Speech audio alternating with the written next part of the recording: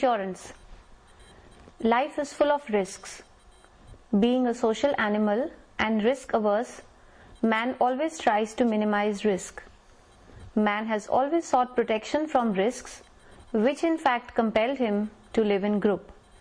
He remained exposed to various types of risks like death, accident, loss of health, wealth and property from wild animals, reptiles, floods, fire, earthquakes and so on. Insurance in some form or other has been an answer to his problem of security. Insurance may be described as a social device to eliminate risk of loss to life and property. Insurance is a collective bearing of risk. Insurance spreads the risks and losses of few people among a large number of people, as people prefer small fixed liability instead of big, uncertain and changing liability. Insurance is a scheme of economic cooperation by which member of the community shares the unavoidable risks. The members of the community subscribe to a common pool or fund which is collected by the insurer to indemnify the losses arising out of risks. According to Regal and Miller, the function of insurance is primarily to decrease the uncertainty of events. Thus, insurance cannot prevent the occurrence of risk, but it provides for the losses of risk. Insurance can be defined as a legal contract between two parties whereby one party, called the insurer, undertakes to pay a fixed amount of money on the happening of a particular event which may be certain or uncertain. Origin of insurance. The early history of insurance in India can be traced back to the Vedas. The Sanskrit word Yogakshema, meaning well-being, the name of life insurance of India's corporate headquarters, is found in the Rig Veda. Life insurance in its modern form came to India from England in 1818. The first Indian insurance company, the Bombay Mutual Life Assurance Society, came into existence in 1870 to cover Indian lives at normal rates. The Insurance Act 1938, the first comprehensive legislation governing both life and non-life branches of insurance, was enacted to provide strict state control over insurance business. Later, LIC was set up in 1956 and life assurance business was nationalized. General Insurance Corporation of India and its subsidiaries were set up in 1972 and general insurance business was nationalized. LIC and GIC enjoyed complete monopoly but covered only 20% of the population, leaving vast potential untapped. In 1993, the Malhotra Committee was set up to evaluate the Indian insurance industry and suggest measures. The Malhotra Committee suggested the reopening of the insurance sector to private players. The Insurance Regulatory and Development Authority was set up in 2000 as an autonomous insurance regulator. Need of insurance: to provide safety and security, to provide peace of mind, to eliminate dependency, to encourage savings, to fulfill the various needs of a person: family needs, old age needs, readjustment needs due to loss of employment, disability or death, and special needs like marriage, education and health, to reduce business losses, to indemnify the key man and provide key man indemnification, to obtain bank loan, and welfare of employees. Types of insurance from risk point of view. Personal insurance includes insurance of human life, which may suffer loss due to death, accident and disease. Property insurance insures the property of an individual and of society against the loss of fire and marine perils. Liability insurance covers third-party insurance, employees insurance, motor insurance and reinsurance. Guarantee insurance covers the loss arising due to dishonesty, disappearance and disloyalty of the employees. Principles of insurance. Principle of utmost good faith.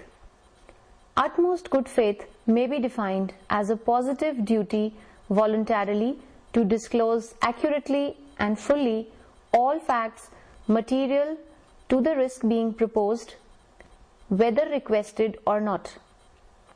Facts which must be disclosed.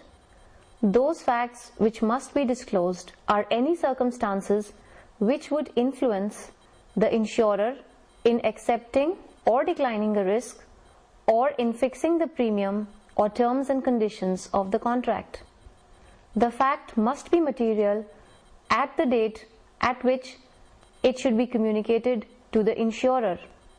Some examples of such facts in the case of various types of insurances are: in the case of fire insurance, the construction of the building, the nature of its use, fire detection and firefighting equipment. In the case of theft insurance, the nature of stock, its value, and other nature of security precautions. In the case of life insurance, age, previous medical history, occupation, and smoking or drinking habits. Then the principle of insurable interest. In spite of the popular belief that everything can be insured, not all risks are insurable. They must have certain characteristics. For example, they must be capable of financial measurement and there must be sufficient number of similar risks for rating purposes. They must be pure and particular risks. The essentials of a valid insurable interest are: there must be a subject matter to be insured. The policyholder should have monetary relationship with the subject matter. The relationship between the policyholders and the subject matter should be recognized by law. In other words, there should not be any illegal relationship between the policyholder and the subject matter to be insured. The financial relationship between the policyholder and the subject matter should be such that the policyholder is economically benefited by the survival or existence of the subject matter and will suffer economic loss at the death or destruction of the subject matter. Insurable interest in life insurance. Insurable interest is the pecuniary interest. In life insurance, insurable interest may be classified into two categories: insurable interest in one's life and insurable interest in others' life. In the case of insurable interest in one's life, every such individual who is otherwise competent to enter into a contract has an insurable interest in his own life. His presence is not required to be proved. Insurable interest in others' life. According to the principle of insurable interest, life insurance can be effected on the lives of third parties provided the proposer has insurable interest in the third party. In certain cases, proof is not required. The presence of insurable interest is legally presumed and therefore need not be proved. That is, in the case of wife, she is supposed to have an insurable interest in the life of husband, and husband has insurable interest in the life of his wife. However, in certain cases, the presence of insurable interest has to be proved. In the case of business relationships, a creditor has an insurable interest in the life of his debtor, the trustee and interest protected, surety and principal, a partner's life in life of other partner, an employer's interest in the life of a key man, and insured has interest in the life assured. Principle of indemnity. All insurance contracts except personal insurance are contracts of indemnity. According to this principle, the insurer undertakes to put the insured in the event of loss in the same position that he occupied immediately before the happening of the event insured against. The next principle is the principle of subrogation. The principle of subrogation refers to the right of the insurer to stand in the place of the insured after settlement of a claim as far as the insured's right of recovery from an alternative source is involved. Another important principle is the principle of contribution. Contribution is the right of an insurer who has paid claim under a policy to call upon insurers liable for the same loss to contribute to the payment. Reforms in the insurance sector.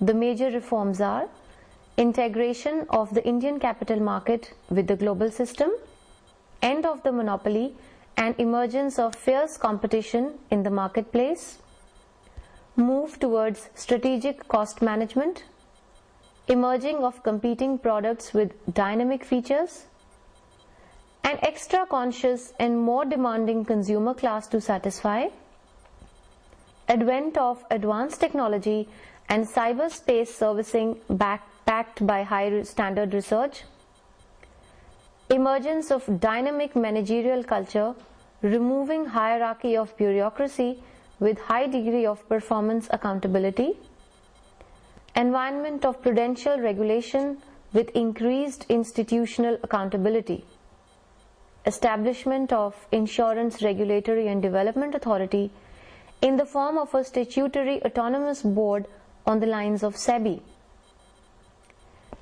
Insurance Regulatory and Development Authority. The IRDA was constituted as an autonomous body to regulate and develop the business of insurance and reinsurance in India.